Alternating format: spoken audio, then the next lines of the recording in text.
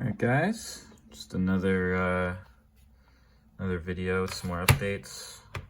Gonna try and start all of these from powered off state, because I don't know, it's nice to see just full startup that, you know, everything can come up as it is and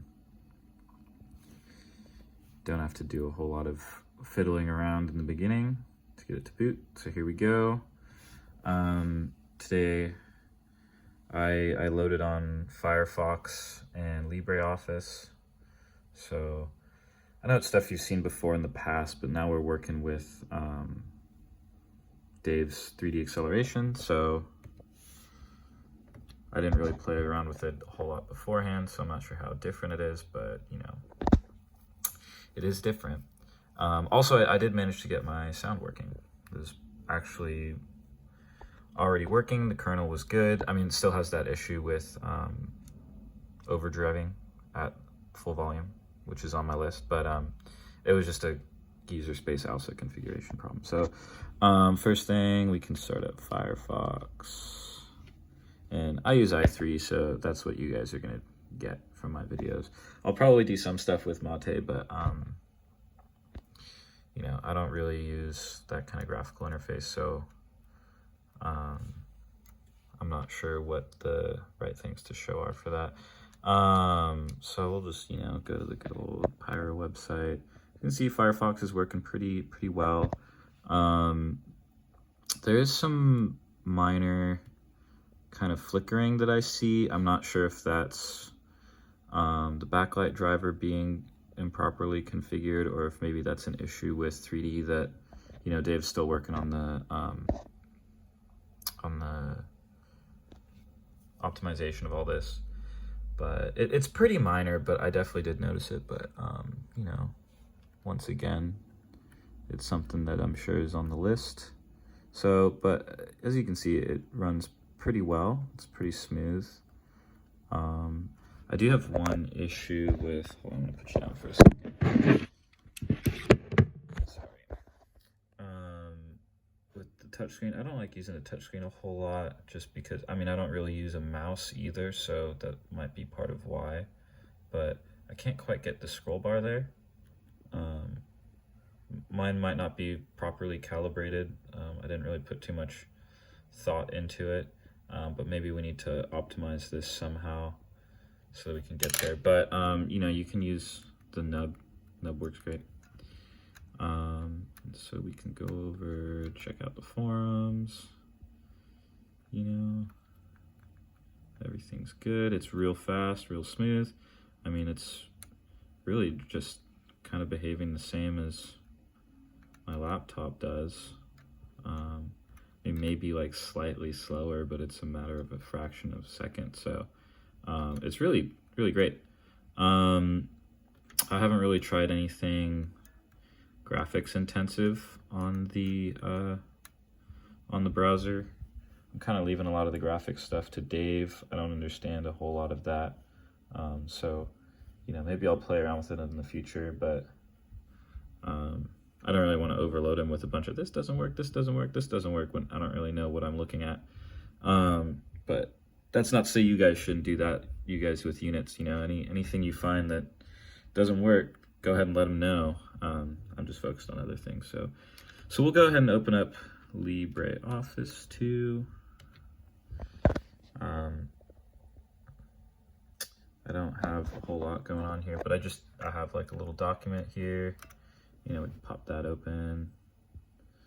Loads up pretty well. Once again, the nub works great for scrolling around. We can try and see if we can add something to here. Just hit enter. Now we got a new thing.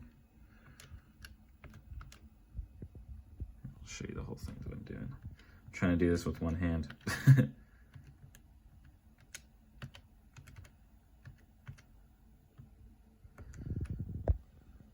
There it is. So yeah, LibreOffice also works really well. Pretty cool. I mean, in terms of compatibility with Microsoft Office and stuff, it should be the same as as you see with LibreOffice running on a desktop, it's just pulled from the Debian repository. You know, I'm running i3, so you get some kind of ugly, old school looking scroll bars and stuff like that. And like, you know, it's kind of looking Windows 95, Windows ME-esque. But I mean, that's just because I'm running i3, and i3 does that.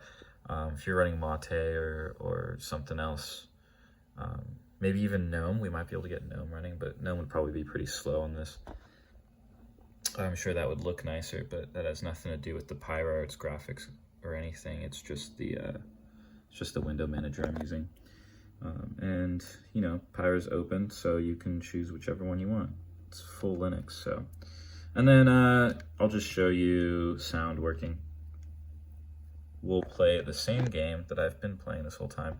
Oh, I did manage to figure out some of the configuration in Retroarch to configure this as a keyboard.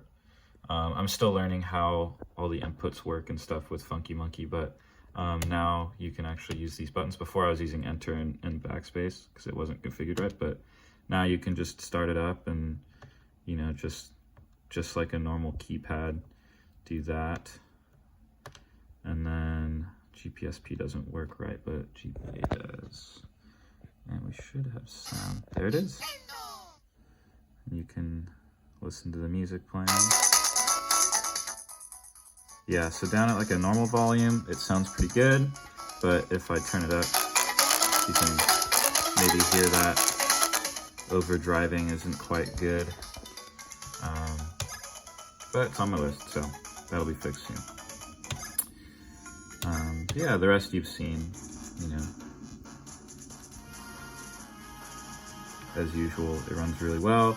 I did notice yesterday I was playing while I was trying to do some updates with APT, and I was getting some slowdowns, but I mean, that makes sense. I took a look at HTOP, and it was, I mean, APT was really just like taking all of the cycles, but I guess we could pop open Retroarch again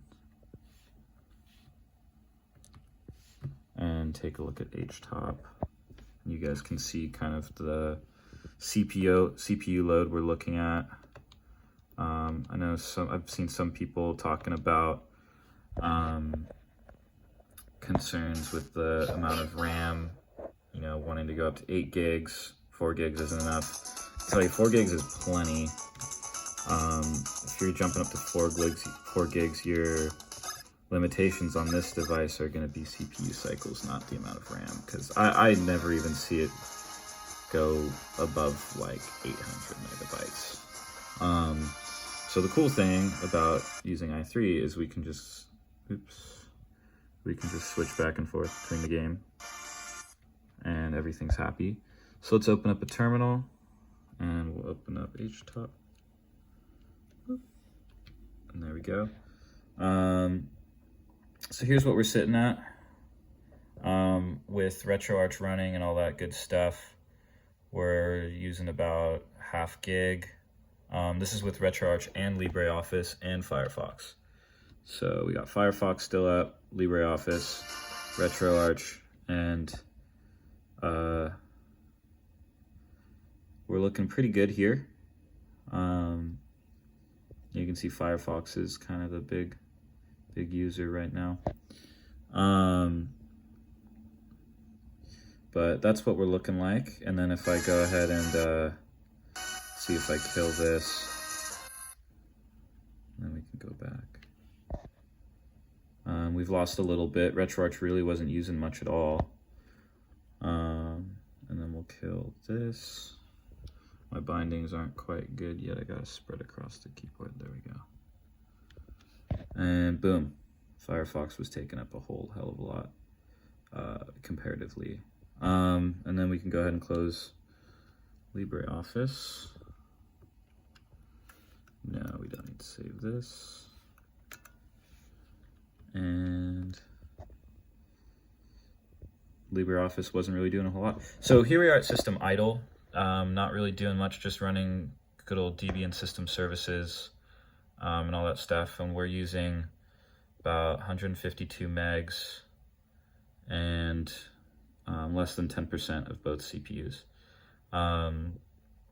So it's pretty good, you know. There's quite a lot. The 4 gig versions definitely have enough. 2 gigs, I don't really think that would be an issue either.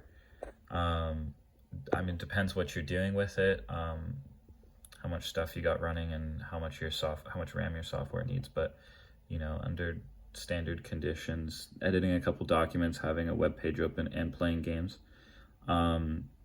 it seems pretty good, unless you're doing some intensive stuff, in which case the game might slow down a little bit. But I haven't seen anything crash or anything like that. So anyway, yep, just a little more candy for you guys. And then let's see, I don't know if we get a pop-up yeah, there we go. Okay, so that should probably be changed in the i3 configuration to where it doesn't automatically shut down. I know Mate, I have used Mate a little bit. When you tap that and you're in a Mate session, it pops up with a little message letting you restart, shut down, all that stuff. But i3 doesn't seem to do that. But anyway, yep, so fully off the eMMC.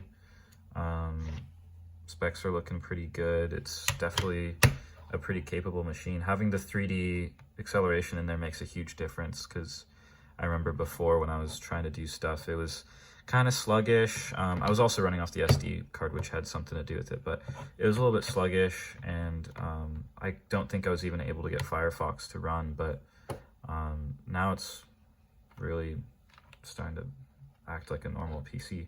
It's pretty great.